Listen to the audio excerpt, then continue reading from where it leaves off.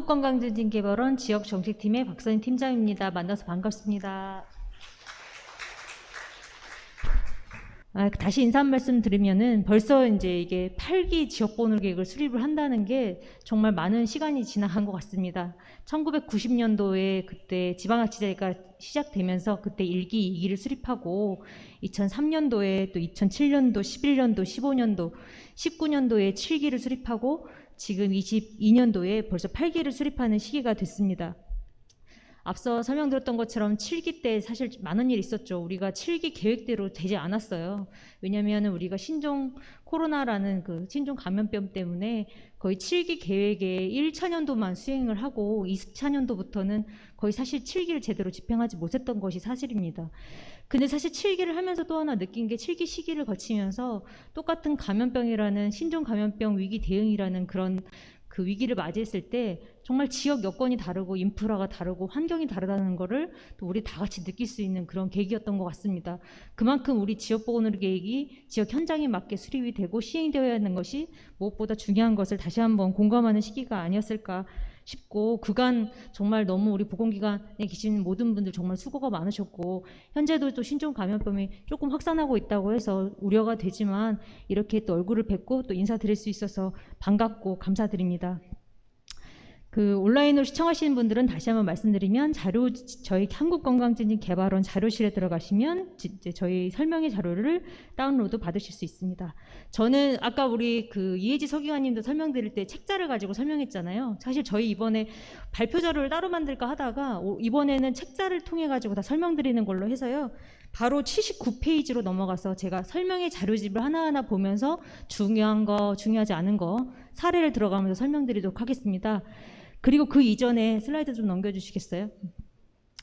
혹시 이제 오늘 오시면서 7기 지역보훈계 우리 지역 거 한번 보고 오신 분들이 계신지 모르겠어요. 이게 8기가 사실 쓰기 좋으려면 내가 먼저 지역사에 가셔가지고 우리 7기 때 어떻게 세웠더라? 그게 사실 8기 수립의 첫 번째거든요. 내 7기 때 어떻게 세웠는지 혹시 괜찮으시면은 오늘 온라인으로 들어오신 분들 같은 경우에 보건기관에서 접속하시는 분들은 7기 지역보훈 계획을 한번 꺼내보시고, 아니신 분들은 지금 이 자리에 계신 분들은 저희 한국건강증진개발원 홈페이지에 들어가시면 저희 그 사업 소개에 지역보훈의 정책 지원 사업 안에 지역보훈 계획서를 전국 지역보훈 계획을 다 올려놨습니다.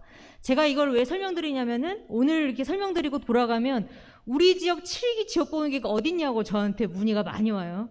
여기에 지금 다 게시가 되어 있고 모든 지역의 7기 지역보훈 계획을 같이 공유가 돼서 확인하실 수 있다는 점입니다. 그래서 오늘 제가 이제 지침을 설명드릴 건데 괜찮으시면 핸드폰으로 들어가셔가지고 다운로드를 받으셔서 우리 지역 거를 한번 쭉 보시면서 7기 때 계획서가 이렇게 생겼었구나 한번 보고 8기 때는 이런 게 달라졌구나 라는 걸 보시면 훨씬 8기가 이해하시기가 수월하실 겁니다. 그래서 한번 바로 그냥 지자체 거 안 볼게요. 넘어가겠습니다.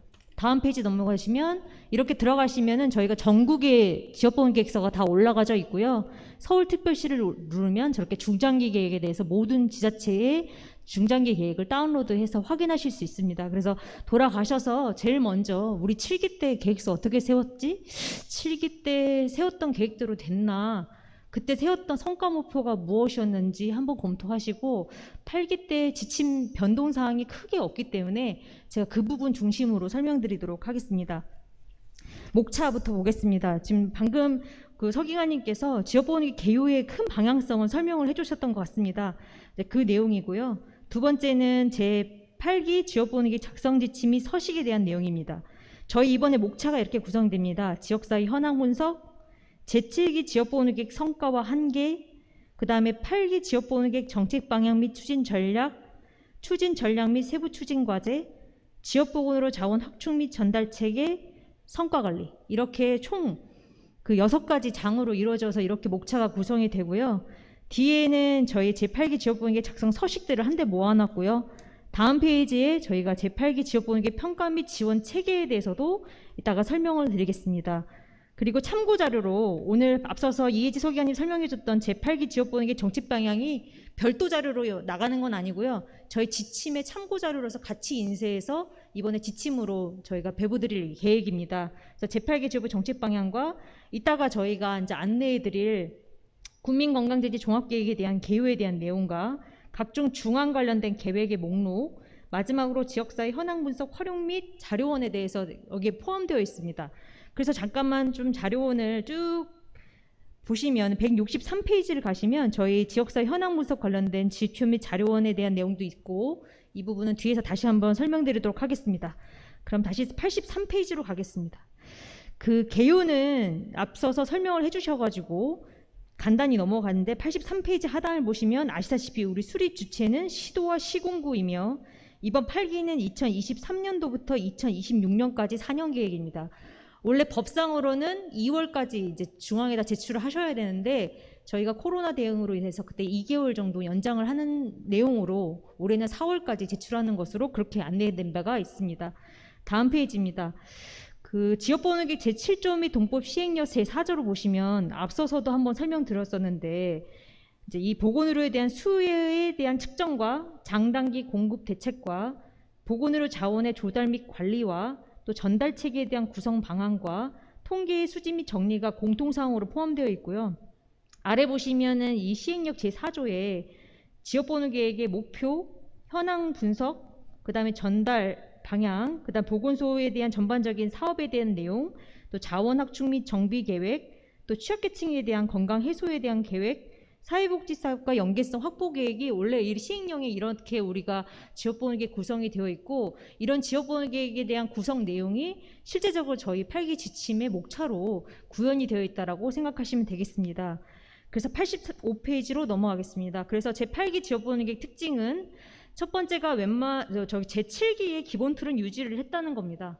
제7기 때 우리가 지역사회 현황 분석을 하고 그에 따라서 비전과 추진 전략과 추진 과제를 수립하는 그 방식은 그대로 유지를 하였습니다. 다만 추진 과제만 저희가 중장기에다 포함하다 보니 이 추진 과제를 언제까지 어떻게 할 것인지에 대해서 이 중장기 계획에서가 뭔가 빠져있는 모습이 보여서요. 이번에 제 세부 과제까지 포함하여서 작성을 하도록 그렇게 함으로써 저희가 이행력을 확보하고자 하였습니다. 그래서 세부 과제를 이 8기 지역번호계획에다가 포함함에 따라서 제8기 계획의 세부 과제 이행계획을 포함하므로 2023년도 연차별 시행계획은 별도 제출이 없다는 점 말씀드리겠습니다. 그래서 이걸 수립함으로써 2023년도 연차별 시행계획을 모두 포함하여서 제출하게 되는 것입니다. 두 번째는 지자체가 수립한 지역보건계획 추진 전략 및 추진과제 이행이 필요한 지역보건의료 자원 및 전달체계 확충 방안을 작성합니다. 실기 때는 이걸 시도만 작성했었는데 이번엔 시군구도 모두 작성하는 내용이 되겠습니다. 그리고 두 번째는 중앙과 정책 방향 공유 및 광역 기초 간 소통 강화에 대한 부분입니다. 앞서 이제 그 중앙의 정책 방향을 7기 때부터 중앙에서 제시를 했죠. 그래서 중앙에서 현재 앞으로 4년 동안 이런 부분을 중점적으로 하겠다는 정책 방향을 앞서서 서기관님이 쭉 설명을 한 바가 있습니다. 그 중앙의 정책 방향에 대한 내용이 어떻게 보면은 우리 서기관님 말씀하신 것처럼 지금 현재 선생님들께서 현황 분석을 하거나 정책 방향을 수립하실 때 있어서 어떻게 보면 예시가 될 수 있을 것이고요. 7기와 8기의 좀 다른 점은 7기 때는 중앙의 정책 방향에 따라서 광역의 정책 방향을 수립을 해서 시군구에다가 제시를 하고, 그리고 중앙과 광역과 기초 간의 연관성을 보겠다라고 했던 게 7기였습니다. 근데 이번에 8기 때는요. 7기 때 그렇게 하다 보니까 전국적으로 지역보건 계획의 추진 전략과 방향이 너무 전국적으로 동일하고 그게 원래 지역보건 계획이라는 게 지역 현장에 맞게 각기 다른 전략이 구사가 되어야 되는 불구하고 너무 그 일관성을 너무 선생님들께서 고려하시다 보니까 특색이 없는 계획서가 된 부분을 이번에 좀 고려하여서요.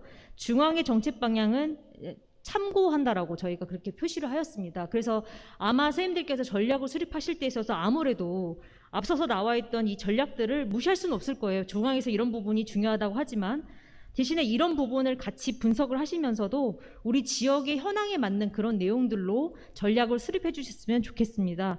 그래서 이제 중요한 거는 이 중앙에서 제시한 계획 수립을 참고하되 밑에 보시면 단 지역보건의료계획 취지를 고려하여 지역 여건에 부합하는 지자체 주도의 지역보훈계획이 수립될 수 있도록 좀 유의해달라는 용어가 그 용어입니다. 그래서 너무 중앙의 전략이 이 내용이니까 우리도 다 저출산 고령화가 모두 우리의 이제 그 전략이긴 하지만 우리 지역이 인구 감소 지역이 아닌데 인구 감소 지역의 같은 전략으로 삼을 필요가 없는 것처럼 우리 이걸 참고는 하되 우리 지역사회에 맞는 현황과 전략으로서 수립하기를 바란다라는 내용이 85페이지의 중앙 내용이 되겠습니다. 다음 페이지로 넘어가겠습니다. 광역지자체의 역할 부분입니다. 광역지자체의 역할 부분도 어떻게 보면 조금은 힘을 뺐다고 볼 수도 있고 유지됐다고 볼 수도 있는 부분인데요. 예전에 7기 때는 광역의 중앙 정책 방향, 광역의 방향을 수립해서 저희가 한 달 이내에 이제 시군구에다 내리라고 말씀드렸는데 이번에는 광역의 정책 방향이 의무가 아닙니다. 그래서 만약에 해당 오늘 시도에서 오신 분들 같은 경우에는 우리의 광역의 정책 방향이 있는 경우는 같이 공유가 되어야 되는 정책 시책이라든지 우리 도 공약 사항이 있다든지 이런 것들은 어떤 간담회를 통해서 서로 협의하셔가지고 같이 담거나 또는 우리 지역의 여러 시군구가 추진하려고 하는 그 추진 시책이 이왕이면 좀 다 같이 하면 좋겠다 이런 내용이 있다고 하면 같이 협의해가지고 전략에 포함하는 것이지 이제 광역의 정책 방향을 의무로 하지는 않았습니다. 그래서 이제 결론은 원래 지역보훈계획의 기본 취지에 맞게 우리 지역사회를 분석하고 중앙의 방향은 참고해서 우리 지역사회의 현황에 맞는 비전과 추진 전략을 수립하는 것이 가장 기본이고 그 중앙의 방향을 무조건 일관성 있게 전략이 똑같아야 되거나 그 방향이 똑같아야 되거나 그 비전과 그 전략이 다 동일해야 된다는 점은 아니라는 걸 말씀드리겠습니다. 그래서 근데 광역과 기초 간의 협의 소통이라는 말을 그래서 좀 강조를 하였고요. 공동사업 발굴 및 시군구 정책에 대한 지원 방안을 주도적으로 광역에서는 고려해 줬으면 좋겠다고 해왔고 조정 부분에 대해서 시군구의 지역보훈계획 수립 내용을 평가 조정 보완해서 이 조정 부분을 7기 때와 좀 다르게 실제적으로 법에 근거하여 정말로 시책에 문제가 있는 경우에 하나여 조정하는 것으로 조금 조정하였습니다. 이 부분은 뒤에서 다시 한번 설명드리도록 하겠습니다. 마지막으로 이 네모의 보건의료 환경 및 정책 변화 대비 강조와 관련된 부분은 인구 구조의 변화, 또 신종 감염병, 만성 정신질환 증가 등 기술 혁신에 대한 내용이 여기 있는데요. 사실 이 내용은 앞서 설명드렸던 이혜지 서기관님의 정책 방향의 내용을 요약했다고 보시면 되고 우리의 지역보훈계획 정책 저게 중앙에서 생각하는 큰 앞으로 좀 끌고 나가려고 하는 큰 방향성에 대한 키워드가 이런 내용이구나 하는 거는 제8기 지역보훈계획 정책 방향을 참고해 주시면 되겠습니다. 그럼 또 이어서 설명드리도록 하겠습니다. 88페이지를 가겠습니다. 작성 원칙이 되겠습니다. 저희 지역보훈계획 현황 분석과 사업 목표 및 전략을 개조식으로 일목요연하게 작성하며 저희도 이번에 전체 분량은 작년 7기 때와 동일하게 100쪽 이내로 하겠습니다. 근데 내가 105쪽 했는데 안 돼요? 그건 아니 마음대로 105쪽 하셔도 되지만 기본적으로 100쪽 정도 작성해 주시는 걸로 그렇게 하였고요. 단 7기와 좀 다른 점은 지역사회 현황 분석을 40쪽 이내라고 표현을 하였습니다. 왜냐하면 이번에 세부과제를 추가했기 때문에 혹시 7기를 혹시 파일을 갖고 계신 분들을 또 열어보시면 아시겠지만 저희가 7기 경향을 분석을 하니까 100쪽 중에 60에서 80쪽이 현황 분석입니다. 그리고 추진 전략과 추진 내용이 6쪽 정도밖에 안 돼요. 평균. 그러니까 결론은 현황 분석이 한 80% 뒤에 우리 추진 전략이 한 6쪽에다가 마지막으로 별첨자로 붙이고 나면 딱 100쪽이더라고요. 그래서 이번에는 뒤에 세부과제도 있고 세부과제를 씀으로써 우리가 2023년도 연차별 시행계획도 가름하기 때문에 지역사회 현황 분석은 약 한 40% 정도라고 생각해 주시면 되겠습니다. 그래서 제안을 해드리고요. 보건소가 여러 개인 경우에는 150쪽 이내이며 세종자치시의 같은 경우에는 시도 지침 서식에 따라 작성 부탁드리겠습니다. 계획 수립 절차입니다. 첫 번째는 같이 방향을 설정하고 앞서서 제가 설명드렸던 것처럼 시도는 시군과 지역보훈계획을 같이 공유하고 연계 체계를 마련해서 지원할 수 있는 그런 방향으로 추진해 주십사 하고요. 시도에서 관할 시군구를 별도 정책 방향을 수립한 경우에는 공유가 가능하겠습니다. 계획 수립을 할 때 앞서 설명드렸던 것처럼 7기와 다른 점은 비전, 추진 전략, 추진 과제는 7기와 또 동일한데 원래 연차별에서 수립했던 세부 과제를 8기에서는 같이 중장기에서 포함하여서 제출을 하도록 하겠습니다. 89페이지입니다. 지역보호노력의 시행을 위한 지역보호의 자원 확충 및 전달 체계를 이번에 이제 시군구도 같이 작성하는 부분이 되겠습니다. 그리고 실효성 있는 계획 수립을 위해 공청회, 간담회, 공고 등 다양한 지역 주민의 의견 수렴 과정을 거칠 필요가 있습니다. 조정 부분입니다. 시도는 시군구에 작성한 계획서를 필요시 조정 권고할 수 있습니다. 이 책 121페이지로 가겠습니다. 121페이지에 보시면 관할 지역보호계획의 조정이라는 부분이 있습니다. 여기서 시도는 법에 따라서 조정 및 권고가 필요한 경우에 조정합니다.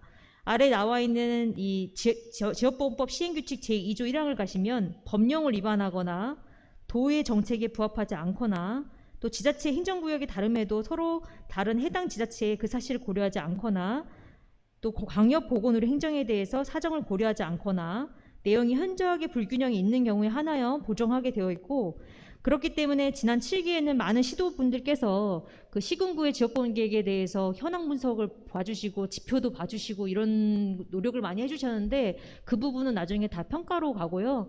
시도에서는 되도록이면 내용적인 측면에서 좀 지원할 수 있는 방향으로 조정을 부탁드리겠습니다. 그래서 조정이 의무사항은 아니라는 점 말씀드리겠습니다. 앞서 89페이지로 넘어가겠습니다.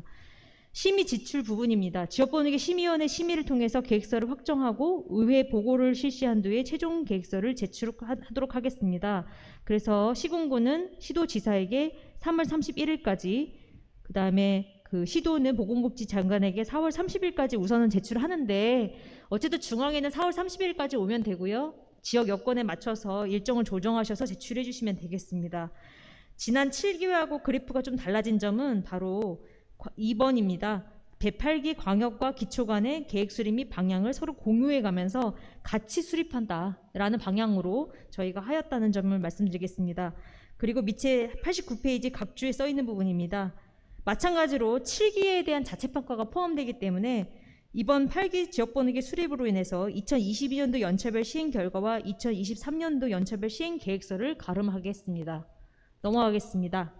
제출하는 일정은 앞서서 설명드렸기 때문에 넘어가도록 하고요. 저희가 90페이지 하단에 그 한국건강진지 홈페이지로 이제 문의사항을 문의를 하고요. 저희 개발 홈페이지에 알림마당에 질문과 답변 부분이 있습니다. 저희가 여기를 최소 일주일 안에는 답변 드릴 수 있도록 노력을 할 거고요. 자주 하는 질문은 모아서 9월부터는 아예 이제 자주 하는 질문을 모아서 공지사항에 게시하도록 하겠습니다. 다음 페이지 넘어가겠습니다. 93페이지입니다. 8기 지역보호계획 목차 및 주요 변경사항이 되겠습니다. 이제 1번 지역사 현황 분석은 목차 동일합니다. 다만 이제 앞서 설명드렸던 것처럼 감염병이라든지 공중보건 위기 대응에 대한 분석이 조금 추가가 될 필요가 있을 거라고 생각이 되고요. 건강 격차 해소를 목표로 하는 HB2030 등을 고려하여서 읍면동이라든지 취약 지역이라든지 취약 계층에 대한 현황 분석은 무엇보다 중요하다는 점 말씀드리겠습니다. 목차 두 번째입니다. 제6기 지역보호계 성과와 개선 과제와 동일하게 7기도 목차 동일합니다. 다만 뭐가 달라졌냐면 우리 7기 때 기억하실지 모르겠지만 핵심 성과 지표를 10개 정도 선정한 바가 있습니다. 그 핵심 성과 지표에 대해서 달성도를 보는 표 하나가 추가됐다는 점 말고는 동일하다는 점 말씀드리겠습니다. 그래서 목차 두 번째를 씀으로써 2022년도 연차별 시행 결과를 가름하도록 하겠습니다. 세 번째입니다. 제7기 시도의 지역보호계 정책 방향을 쓰는 부분은 마찬가지로 동일합니다. 4번 중장기 추진 과제도 동일합니다. 다만 4-2번인 세부 과제가 추가되었습니다. 그래서 추진전략별 추진과제 체계도를 쓰고 세부 과제에 대한 추진 계획을 작성하는 부분이 작성됨에 따라서 저희가 행정의 효율과 업무 경감을 위해서 2023년도 연차별 시행 계획을 이 부분을 통해서 가름하겠습니다. 5번입니다. 그 5장에 대해서는 작년에 6장이었던 그 관할 지역보호계획 관리 계획이었던 시도만 작성하던 부분을 아시다시피 우리가 감염병 대응을 하면서 지역사회의 병상이라든지 인력이라든지 의료 동원 시 필요한 자원에 대한 상시체계 마련이 무엇보다 중요하다는 걸 선생님들께서 공감하셨을 것이고, 또한 이런 지역보호계 수립하더라도 그것을 추진하기 위한 인프라가 무엇보다 중요하기 때문에 이번에는 그 5장 지역보호계획 확충 및 전달 체계와 관련된 부분은 시도와 시군구 모두 작성하는 것으로 변경되었습니다. 다만 시군구는 지역보호계획 자원 확충과 그 지역사회 자원 협력 및 역량 강화 관련된 부분은 작성을 하고요. 시도는 추가로 지역보호계획 모니터링, 보건의료 지원 조직 연계 협력 운영 방안은 6기와 동일하게 시도도 작성하는 것으로 그렇게 개정하였습니다. 6번인 성과관리계획 동일합니다. 별첨도 동일합니다. 다만 시도의 조정 활동을 조금 지역보험법에 근거하여 필요시 실시했다는 점을 말씀드리겠습니다. 다음 페이지입니다. 지역사회 현황 분석과 관련된 내용입니다. 아시다시피 지역사회 현황 분석은 지역보호계획 수립을 위한 관련 자료의 수집, 분석, 진단, 결과 도출을 통해서 지역의 건강 수준, 현황 및 특성, 주민 요구도, 지역보건의 체계에 대해서 이해하는 과정이 되겠습니다. 지역사회 현황 분석은 지역의 건강 현황에 대한 지식을 제공하고 지역 변화를 위한 계획 수립에 필요한 기초자료 생성 등 근거 마련이 목적입니다. 아래 대시가 이번에 8기 때 새로 들어간 부분이 되겠습니다. 지역사회 불평등 및 건강 격차 해소를 위한 지역별, 특히 읍면동이라든지 소득계층별, 연령별, 성별 차이를 분석하고 정책 방향 수립에 기초자료를 활용하는 부분이 되겠습니다. 약간 8기에 몇 가지 키워드가 있어요. 감염병 강조하고 있죠. 그리고 이제 저출산 고령화도 아까 이야기했지만 인구 소멸이라든지 우리 지역사회의 문제라든지 그리고 또 하나가 격차 해소와 관련된 부분이 여기서만 나오는 게 아니라 계속 나옵니다. 그래서 건강 격차 해소 부분은 헬스플랜 2030과 이제 연관이 되어 있는 부분인데요. 지역사회에 있는 그것이 꼭 지역이 될 수도 있고 계층이 될 수도 있고 성이 될 수도 있고 어떤 인구 집단이 될 수도 있는데 우리 지역사회의 어떤 그러한 불평등을 해소하고자 하는 노력이 여기저기에 많이 써 있습니다. 그래서 이 부분에 대한 부분을 강조하고 있다는 점 말씀드리고요. 또 감염병에 대한 내용이 되게 여기저기 또 많이 써 있습니다. 아무래도 우리가 감염병을 7기 때 대응하면서 그때 당시에 대응했던 현황을 한번 진단해보고 필요한 자원이 무엇인지를 계획을 수립해보는 그 과정은 아마도 꼭 들어가야 될 거라고 생각이 됩니다. 그래서 그런 내용들도 현황 분석, 인프라, 각종 추진 전략 부분에 그 두 가지 키워드는 많이 써 있다는 점 말씀드리겠습니다. 그래서 지침에 제시된 모든 자료를 분석할 필요가 없고 현황 분석을 통해 지역보호계획 전략 수립의 바탕이 되는 유의미한 내용을 찾아 분석 정리하는 과정이 중요하겠습니다. 작성 방법으로 가겠습니다. 지역사회 현황 분석입니다. 참고 163페이지로 다시 넘어가서 잠깐만 설명드리면 저희가 이 아래 표에 아시다시피 매번 이렇게 자료원을 제시를 하는데 이번에 좀 특이하게 읍면동 단위별로 나오는 자료도 저희가 체크를 하였고요. 여기에는 사실 책이기 때문에 저희가 바로가기를 표시를 안 했는데 저희가 나중에 지침을 공문으로 드리면 그 지침 파일에는 각각의 자료들을 제공하는 그 사이트를 다 링크를 걸어 놓겠습니다. 그래서 들어가셔서 그 링크를 통해서 적극 활용 부탁드리고요. 또 쭉 넘겨가시다 보면은 우리가 국민건강보험공단 의료이용 지표라고 해서 읍면동 단위로 분석할 수 있는 그런 그 채널이 있습니다. 그래서 그 부분에 대해서는 이따 2부 때 다시 한번 읍면동 단위 분석에 대해서도 담당 공단에서 나오셔서 설명드리도록 하겠습니다. 다시 95페이지로 넘어오겠습니다.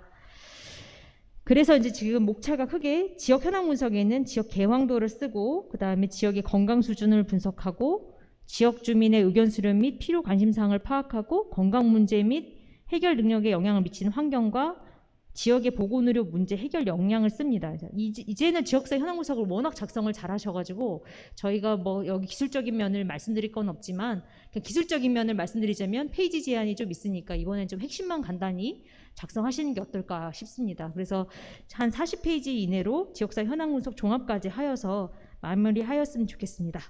그리고 이제 여기 보시면 지역사회 현황 분석에 현황 분석 결과에 대한 주민 대상 공청회나 지역사회 발표회 등을 통해서 현황을 토의하고 향후 개선 방향을 함께 수립하는 그런 과정들도 있으시면 나중에 그 별첨에 있는 수립 활동 부분에 이런 부분들을 포함해 주시기 바랍니다.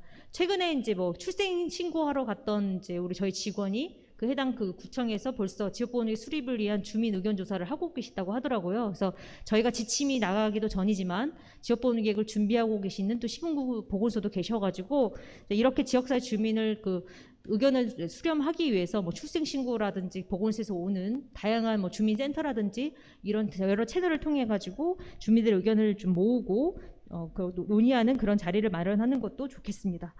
저희가 8기 때는 평가 항목을 제시를 하고 있습니다. 그래서 저희가 평가 매뉴얼은 별도로 내릴 예정인데요. 평가 항목은 뭐냐면 이 지역사회 현황 분석에서 저희가 중점적으로 보겠다고 하는 부분에 대한 내용이 되겠습니다.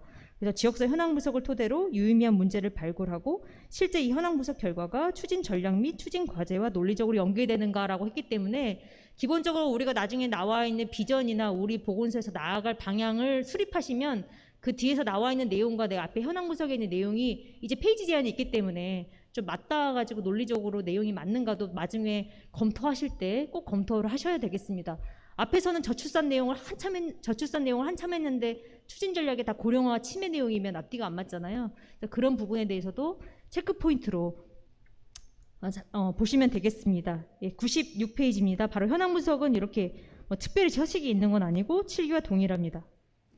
97페이지입니다. 이제 제7기 지역번역의 성과와 한계 부분이 되겠습니다. 이 부분은 저희가 제8기 지역번역의 수립에 앞서서 7기에 대해서 자체 평가를 통해 8기 계획 수립 시 반영할 수 있는 성과와 고려해야 될 개선점을 도출하는 부분이 되겠습니다. 작성 방법은 크게 제7기 지역번역의 주요 성과와 두 번째 제7기 지역번역의 개선 방안 두 가지가 되겠습니다. 첫 번째는 바로 이 목차로 넘어가면은 98페이지입니다. 서식으로 넘어가면 여기에 지금 제7기 지역번역의 주요 성과라고 해가지고 7기 때 처음 수립하였던 그 성과 지표에 대해서 여기다가 작성을 하고 그거에 대한 달성도를 보는 부분이 되겠습니다. 그래서 제7기 때 내가 작성했던 전략과 성과 지표를 그대로 넣으시고요. 거기에 대한 목표를 넣으시고 그때 당시 그 목표가 이번에 달성했는지 안 했는지를 작성하는 부분이 되겠습니다. 그런데 원래는 작성 추진 과정 중에 원래 이게 현황 분석과 함께 초기에 이루어져야 되는 부분인데 2022년도 지금 실적이 안 나왔잖아요. 그래서 선생님들께서 아마 나 아직 올해 나오지 않았는데 싶으실 수도 있어요. 그래서 만약에 그게 자체 내부 자료여가지고 지금 현재 분석할 수 있으면 포함하고 어쩔 수 없이 이 부분은 내년도 1월에 다시 한번 자료가 나오는 걸 보시고 여기다가 포함하시고요. 만약에 그때 당시에도 제출하는 시기에도 내가 세웠던 그 목표에 대한 달성도를 알 수가 없는 경우가 있으실 수도 있어요. 그 경우는 목표는 고칠 수 없고요. 실적에다가 2021년도 실적이라고 표시해 주시고 비고에다가 반드시 그 내용을 써주셨으면 좋겠습니다. 왜냐하면 그 내용을 2023년도 3월달 제출하는 그날까지 이 목표 달성도를 알 수가 없는 경우에 하나는 겁니다. 그래서 그 내용을 작성해 주시면 저희가 그 부분도 검토해서 고려하여 지역보험계 제출하는 것으로 하겠습니다. 앞서 이게 또 중요한 거는 작년에 7기 때 4년 전에 저희가 중장기 계획을 세우고 나서 그 목표를 변경기획서를 공문으로 중앙에다 제출해 주신 경우에는 목표와 지표를 변경한 것으로 알고 있습니다. 그래서 제7기 지역번역 수립 시 설정한 성과지표를 그대로 작성하시는데 변경된 경우는 변경 사유서를 공문으로 제출한 경우에 한해서만 인정하겠습니다. 그래서 달성하지 못했다고 다른 지표로 고쳐가지고 내주시면 안 되고, 만약에 내가 이걸 연말에 내야 되는데 지표가 다 달성이 안 돼가지고 이게 참 의회도 보고해야 되는데 문제가 된다고 하면은 그 부분은 반드시 표시해 주셔야 돼요. 그리고 내가 어떤 게 최종 지표인지 도저히 모르겠다 하면은 저희가 다 그거를 통계를 만들어 놨기 때문에 중앙에다가 문의하시면 되겠습니다. 그래서 그 변경된 경우에 변경 사유서를 공문으로 제출한 경우에 한해서만 인정하겠습니다.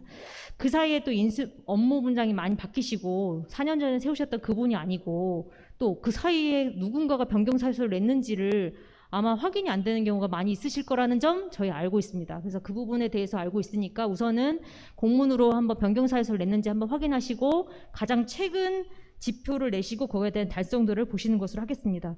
또 뿐만이 아니라 97페이지 중간에 가시면 실적치가 안 나오는 것도 문제인데, 두 번째는 코로나19로 인해서 외부 상황으로 이건 도저히 달성할 수 없었던 그런 사유에 대해서도 여기다 충분히 작성해 주시면 그런 부분도 고려하겠습니다.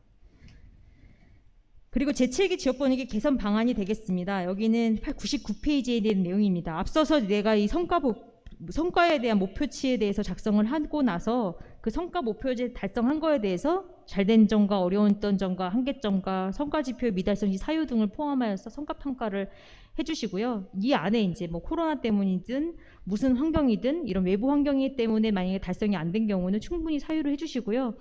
그런데 이제 이게 이미 지표가 공표가 되는 경우는 여기에 이제 그러니까 모든 걸 다 코로나로 핑계를 댈 수가 없잖아요. 근데 그런 부분은 저희가 중앙에서 반영하여서 검토하도록 하겠습니다. 그리고 제7기 지역번역의 개선 방안입니다. 이거는 6기와 내용이 동일합니다. 목차가 동일하기 때문에 당시에 세웠던 전략과 추진 과제별로 간략하게 사업 내용 및 달성도를 보겠습니다.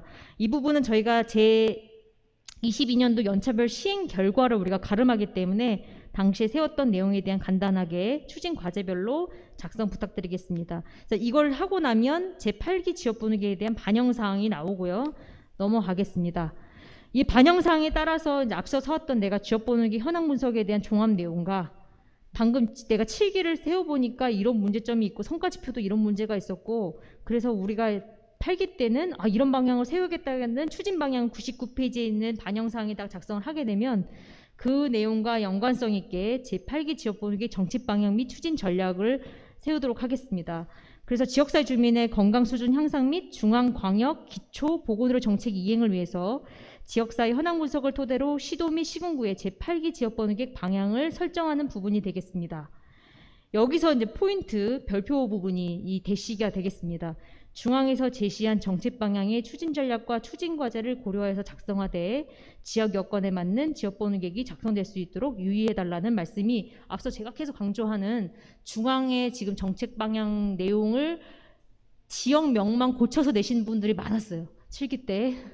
그 중앙에 아까 정책 그 추진 방향에 있는 그 만약에 지금 그 예를 들어서 그 마음은 알 것 같아요. 저도 그럴 것 같은데 15페이지로 가시면 그 15페이지에 지금 여기 중앙의 방향이잖아요. 그럼 여기에 뭐 여기가 만약에 개발원 시라고 하면 개발원 시 건강수명 연장 및 이런 식으로 거의 추진 전략과 비전을 거의 중앙 거를 조금만 그 글자만 바꾸셔가지고 내신 경우가 많아서 사실 그건 지역번호 계획이라고 볼 수가 없기 때문에 그 부분을 이번에는 저희가 너무 일관성을 많이 보시려다 보니까 그 부분에 대한 내용이 100페이지 첫 번째 대시와 관련된 부분입니다. 그래서 지역 중앙의 방향을 고려하고 광역의 방향도 고려하고 라도 있지만 우리 최근에 이제 시군구청장님께서 이제 혹시 그대로 가시거나 또 변경된 경우에 공약사항도 분명히 있을 것인데 너무 중앙의 전략과 방향대로 지역번호계 수립된 경우가 워낙 많았어가지고 저희가 이 부분을 강조드리는 부분이 되겠습니다. 그리고 지역번호에 포함 연계되는 각종 계획의 추진 방향을 확인해서 해당 내용이 반영될 수 있도록 부탁드리겠습니다. 작성 방법은 크게 비전과 추진 전략과 추진 과제에 대한 부분이 되겠습니다. 그래서 이 부분은 7기와 동일하고요. 네. 아시다시피 추진 전략과 추진 과제가 특별하게 어려운 부분이 아니고요. 내가 이렇게 추진 전략에 대한 방향을 쓰면은 그거에 대한 추진 과제는 이렇게 동그라미 대시대시로 아까 앞에서 중앙에서 썼던 내용 중심으로 이 정도 양으로 쓰는 걸 말씀드리는 겁니다. 다시 이제 돌아가겠습니다. 100페이지로 돌아가서 이제 비전과 추진 전략과 추진 과제에 대한 내용들을 이렇게 간략하게 작성해 주시고요. 101페이지에 있는 내용은 이런 비전과 이런 거에 대한 추진 체계들을 간단하게 작성해 주십사 하는 부분이 되겠습니다. 이 101페이지에 있는 이 표 모양은 예시예요. 그래서 이렇게 안 하셔도 되고 되게 다양하게 쓰셔도 돼요.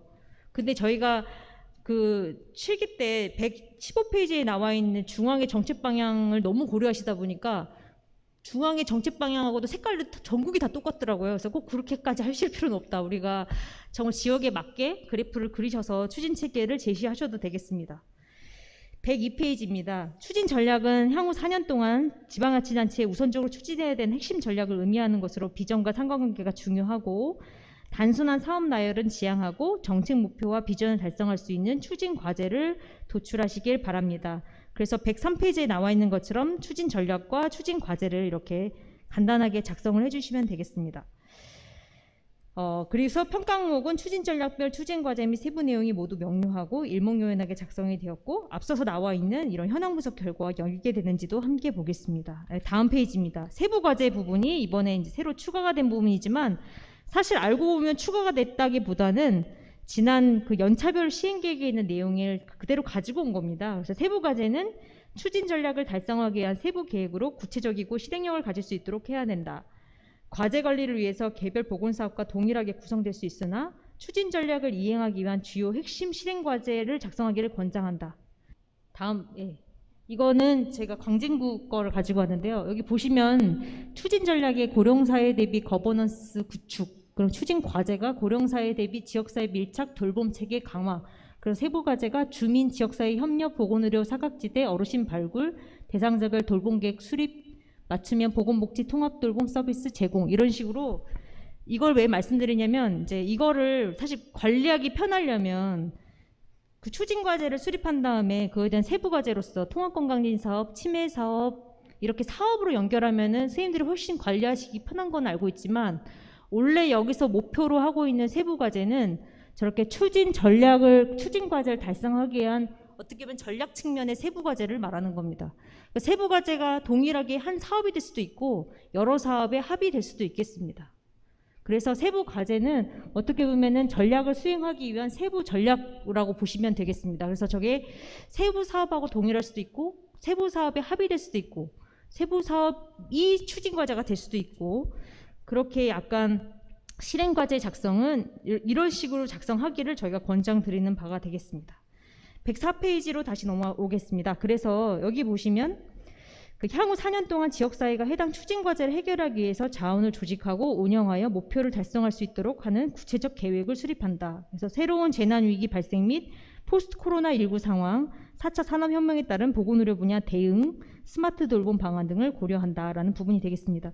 그래서 이제 우리가 세부과제를 아무리 계획을 잘 세워도 이게 외부 환경 때문에 못하는 경우가 많기 때문에 지난 우리가 4년 동안 사업을 하면서 못하는 경우에는 비대면 사업으로 전환해서 수립하시거나 다른 방향으로 전환을 하셨잖아요. 그래서 이번에 세부과제를 수립하실 때는 이게 내가 만약에 코로나 때문에 중단이 되거나 사업을 못하게 될 경우도 좀 고려하셔가지고 여기다 칸을 추가하진 않았지만 만약에 코로나 상황이라든지 위기 상황에서는 사업 방식을 어떻게 할 것인지에 대한 내용도 조금 포함되었으면 좋겠습니다. 그리고 이 부분은 지역보건계에 대한 보건소 기능 및 업무에 대한 내용을 종합적으로 포괄하는 내용으로 작성 부탁드리겠습니다. 양식을 설명드리겠습니다. 106페이지 가시면 추진 전략과 추진 과제와 세부 과제를 작성을 하고요. 담당 부서를 지정해서 작성합니다. 107페이지 보시면 연차별하고 차이점은 주요 내용 부분이 되겠습니다. 그래서 23년, 24년, 25년, 26년을 이렇게 각 한 칸이 간략하게 쓰는 부분이에요. 그리고 23년을 조금 뚱뚱하게 칸이 약간 뚱뚱한데 23년을 더 자세히 작성해 주십사 하는 부분이 되겠습니다. 그리고 자원 투입 계획도 연도별로 작성하고 추진 일정도 연도별로 작성하고 성과 지표도 연도별로 작성하는 부분으로 되어 있는 내용이 되겠습니다. 109페이지입니다. 지역보건의료 자원 확충 및 전달 체계와 관련된 부분입니다. 이 부분은 질기 때는 시군구는 수립하지 않았지만 우리가 앞서 설명드렸던 것처럼 감염병을 포함한 보건의료 재난위기 발생에 대비해서 시도 시군구 차원의 총괄적인 지역보건의료 자원 및 전달 체계 적절한 대응 체계 마련이 무엇보다 중요하기 때문에 이 내용이 포함되었다는 점 말씀드리겠습니다. 아래 이제 목차를 첫 번째 보시면 109페이지는 우리 보건소의 자원 확충에 대한 내용이 되겠습니다. 그래서 지역보건 정책 변화 및 지역 주민에게 효과적인 보건의료 서비스 제공을 위해 지역보건계의 자원에 대한 조직 체계, 시설 장비, 인력 예산 등을 확보하고 인력 재배치 및 역량 강화 계획을 작성하는 부분입니다. 그래서 조직에 대한 내용, 시설 장비에 대한 내용, 그다음에 인력과 예산에 대한 내용을 작성하는 부분입니다. 그리고 지역사회 자원 협력 및 역량 강화 부분은 사실 이 부분은 6기 때까지는 사실 쓸 내용이 없었어요. 사실 현황 분석해서 뭐 지역사회 뭐 자원을 봉사단체를 만들고 뭐 자원봉사 뭐 그 주민 참여형 사업이라든지 이런 사업 아니고는 이쪽이 되게 약했는데 이번에 이제 실제적으로 공중보건이 지금 신종감염병 대응과 관련하여서 우리 보건기관이 중심이 되어 시군구의 다양한 자원들을 동원하여서 이렇게 새로운 그 위기 상황을 극복해낸 것처럼 이런 지역사회 자원에 있어서 자원 협력 및 역량 강화에 있어서 거버넌스 구축은 무엇보다 중요하다는 것을 우리가 이제 많이 공감을 하고 있기 때문에 지자체가 지역사회 자원을 조정 연계 총괄 관리하고 지역 내 공공과 민간의 역할 분담 및 협력을 하기 위한 거버넌스 구축 방안에 대한 내용이 되겠습니다. 그리고 지역사회 자원 협력 및 역량 강화에 대한 내용은 아래 이제 이런 연계 대상과 그 다음에 이제 예시로 전염병 상황에서 장애인, 노인, 아동, 취약계층 등 필수 돌봄 의료 서비스 제공 및 서비스 연계를 위한 지역사회 전달 체계 협력 방안에 대한 내용이 되겠습니다. 그러니까 한쪽으로는 이런 감염병 대응이든 보건의료 체계의 어떤 정책을 추진하기 위한 거버넌스를 구축하고 전달 체계를 확인하는 부분도 있고 또 한편으로는 우리가 어떤 돌봄이라든지 이런 서비스 제공을 위해서 또 지역사회의 다양한 전달 체계와 협력이 중요하기 때문에 그런 측면의 두 가지 방향을 말씀드립니다. 111페이지는 시도만 작성하는 부분으로 관할 지역보건기관의 인력, 시설, 장비 확충 및 운용, 사업 수행 체계 및 실적 등을 점검하고 지원하기 위한 4년간의 모니터링 계획이 되겠습니다. 또 시도만 작성하는 보건의료 지원 조직 연계 협력 방안도 7기와 동일하게 작성하겠습니다. 다음 페이지입니다. 목차가 특별하게 있는 건 아니기 때문에 자유롭게 작성을 해주시고요. 해당 그 목차만 서식이 있는 건 아니기 때문에 그 목차만 유지하셔서 작성 부탁드리겠습니다. 113페이지입니다. 이제 마지막입니다. 성과 관리와 관련된 부분입니다. 이 성과 관련된 부분은 그때 우리 7기 때 세웠던 내용하고 동일하고요. 성과 지표는 추진 전략 및 추진 과제를 이행하는 4년간의 성과를 측정할 수 있는 지표로 각 추진 전략별로 두세 개 범위 내에서 자율적으로 선정해서 현재 수준 대비 목표 수준을 설정합니다. 내가 추진 전략이 4개인 경우에는 8개에서 12개가 되겠습니다. 추진 전략이 3개인 경우에는 6개에서 10개까지 수립이 가능하겠습니다. 여기에 대한 내용은 155페이지를 잠깐 가시면 성과 목표는 사실 이미 6기 때 선생님들께서 세워보신 적이 있기 때문에 크게 이제 어렵진 않겠지만 155페이지에 헬스플랜 2030 성과지표와 연계된 지자체 건강지표에 대한 예시들이 포함되어 있습니다. 기본적으로 우리 지자체에서 성과지표로 설정을 하려면 단위를 잘 보셔야 되죠. 이게 시군구 단위로 나오지 않는 경우를 우리 시군구의 목표로 삼을 수가 없기 때문에 다양한 이렇게 HB2030과 연계한 성과지표들도 지시가 되어 있습니다. 다시 앞으로 넘어오겠습니다. 그리고 지역사회 참고 사회에는 지역사회 현황 분석 활용 지표 및 자료원들도 있으니 앞서 설명드렸기 때문에 넘어가도록 하겠습니다. 그래서 추진 전략별 성과지표, 연차별 목표치, 가중치를 기술을 하겠습니다. 다음 페이지로 넘어가겠습니다. 그래서 바로 115페이지로 그냥 가셔서 이 지금 서식을 보시면 추진 전략을 쓰시고 그 전략별 성과지표입니다. 그러니까 이 115페이지 쓰는 거는 세부 과제별 그 다음에 추진 과제별 성과지표가 아니라 전략이 3개면 그 3개에 따른 성과지표가 되겠습니다. 그래서 현황은 2021년도 실적치나 2020년도 등 가장 최근의 현황치를 쓰시고 목표의 기준이 되는 현황에 대한 목표치가 되고 그걸 기준으로 23, 24, 25, 26에 대한 목표치를 써주시게 되겠습니다. 그래서 그 성과지표는 내가 어떤 사유에서 그렇게 목표치를 설정했는지는 115페이지에 이렇게 작성이 되어 있습니다. 그래서 이제 114페이지에 있는 참고사항을 보시면 성과지표는 추진 목표 및 전략을 달성할 수 있는 결과지표 중심으로 설정하는 것을 저희가 권장을 하고요. 국가통계 및 PHS 및 자체 조사에 따라 산출이 가능하며 되도록이면 상반기 안에 산출이 되는 것으로 하였으면 합니다. 시도는 시도 단위, 시군구는 시군구 단위까지 결과가 산출되는 지표로 설정하고 지표의 정합성을 판단해서 복지부는 시도 및 시군구의 지표 변경 및 수정을 요청할 수도 있으며 지표의 적절성 및 목표 수립을 평가에 당연히 반영할 계획입니다. 그래서 이런 내용들이 여기에 성과 목표가 달성되고요. 예시를 하나 해주시면